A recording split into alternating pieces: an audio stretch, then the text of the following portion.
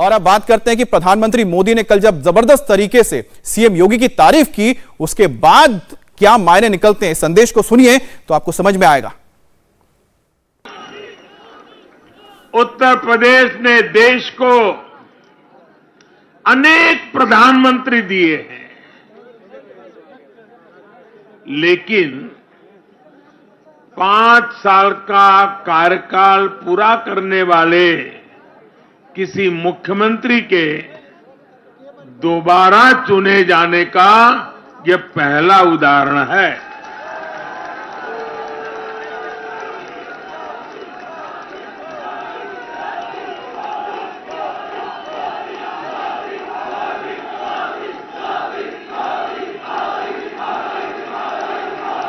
अभी नड्डा जी ने विस्तार से बताया, उत्तर प्रदेश में 37 साल बाद कोई सरकार लगातार दूसरी बार सत्ता में आई है।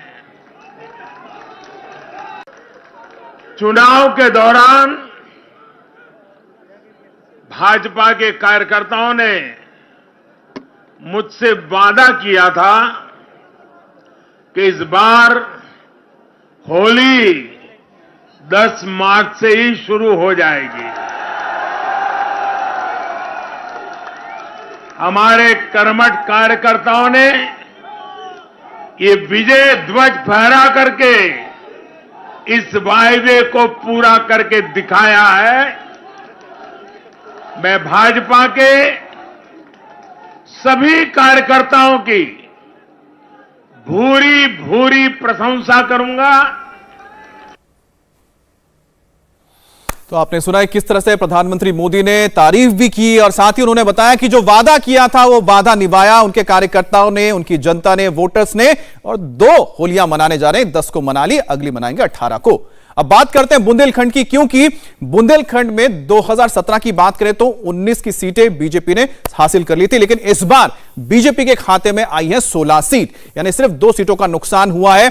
तो 19 सीटों में से 16 बीजेपी के खाते में गई है और साथ ही 3 सीटें गई है यहां पर सपा प्लस को, यानी कि समाजवादी पार्टी और उनके सहयोगी पार्टियों को। लेकिन बुंदेलखंड में भी जो लग रहा था, जिस तरह से बताया जा रहा था कि यहां पर बेरोजगारी का मुद्दा है, यहां पर लोगों को और भी तकलीफें थी, यानी खाने पीने की दिक्कत हो रही थी, लेकिन यह उल्टा पड़ा। और यहां पर सबसे ज्यादा जो काम किया आपको बता दें, एक है डिफेंस कॉरिडोर जिसका जिक्र हुआ था। यहां पर प्रधानमंत्री मोदी ने बताया था कि किस तरह से पूरे इलाके को डिफेंस कॉरिडोर से जोड़ा जाएगा। बुंदेलखंड एक हाईवे भी बन रहा है और साथ ही राशन जो पहुंचाया गया था लॉकडाउन के दौरान, उसने यह कमाल किया। और यही वजह रही कि बीजेपी को सिर्फ 3 सीटों का नुकसान उठाना पड़ा बुंदेलखंड में, चाहे वो हमीरपुर हो, चाहे वो बांदा हो, या फिर वहां पर तमाम महोबा क्षेत्र हो। ये जो सारी इलाके थे यहां पर बीजेपी ने जीत हासिल की है। तो पहला फेज, दूसरा फेज, तीसरा फेज आपने देख लिया, जहां पर बीजेपी ने बहुत ही कड़ाई के साथ, कह सकते हैं जबरदस्त तरीके से यहां पर जो विनिंग स्ट्रीक को बनाते हुए आगे बढ़ी और पहुंची चौथे फेज में। अब चौथे फेज में पहुंचने के बाद क्या होता है? चौथे फेज में बीजेपी ने बंपर जीत हासिल। क्यों? क्योंकि 59 सीटों में से 55 सीटें बीजेपी के खाते में आ गई। अब ये इलाका कौन सा पड़ता है? 55 सीटों की अगर बात करेंगे, जहां पर चौथे फेज का हुआ, जिसमें आपका थोड़ा सा अवध का इलाका आ जाता है, थोड़ा सा यहां कानपुर से सटा हुआ इलाका आ जाता है। इस इलाके में अवध के क्षेत्र में जैसे ही बीजेपी आई तो बीजेपी को पता था ये अब हमारा मैदान है, हम यहां पर अब चौके छक्के लगाएंगे। अब देखिए यहां पर बीजेपी ने उल्टे गेन की। बीजेपी ने 59 सीटों में से 55 जीती, जिसमें 4 उनको प्लस हुआ है 2017 के मुकाबले, और सपा के खाते में सिर्फ 4 सीटें गई हैं। अब बात करते हैं अवध की, क्योंकि अवध में जिस तरह से बीजेपी की सुनामी चली, उसमें अवध में बीजेपी ने 82 सीटें जीत ली। जी हां, अवध में कदम रखते ही बीजेपी ने 82 सीटों पर अपना कब्जा जमा लिया और अवध में सिर्फ 29 सीटें गई यहां पर समाजवादी पार्टी के खाते में। अब अवध में अयोध्या भी पड़ता है, अवध में लखनऊ भी पड़ता है, उसके आसपास के इलाके भी पड़ते हैं, और इन इलाकों में जिस तरह से बीजेपी ने अपनी पकड़ दिखाई, उससे तो साफ थी कि बीजेपी अब जब अपने पिच में आई तो उसने कहीं पर भी मौका छोड़ा ही नहीं समाजवादी पार्टी के लिए। 111 सीटों को आप देखिए, टोटल 111 सीटें अवध के क्षेत्र में आती है, 82 सीटों पर बीजेपी की जीत, सपा को मिला है यहां पर 29 सीट।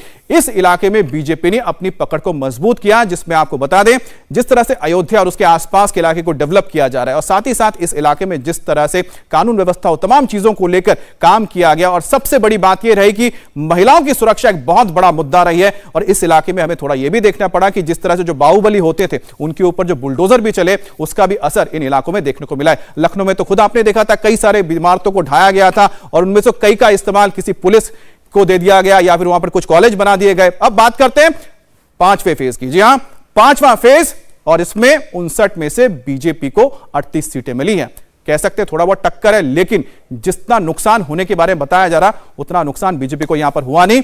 और बीजेपी ने यहां पर 38 सीटें जीती, 59 में से 13 सीटों का नुकसान है, लेकिन सपा ने यहां पर गेन करते हुए 14 सीटें यहां पर जीत ली थी। अब धीरे धीरे जब आप किस तरफ जा रहे हैं, आप थोड़ा अवध को क्रॉस करते हुए आप पूर्वी उत्तर प्रदेश की तरफ बढ़ रहे हैं, तो पूर्वी उत्तर प्रदेश की तरफ टक्कर यहां पर मिलनी शुरू होती है। इंडिया टीवी हर वक्त हर जगह डाउनलोड करने के लिए सर्च करें India TV news Google play store या ऐप स्टोर पर।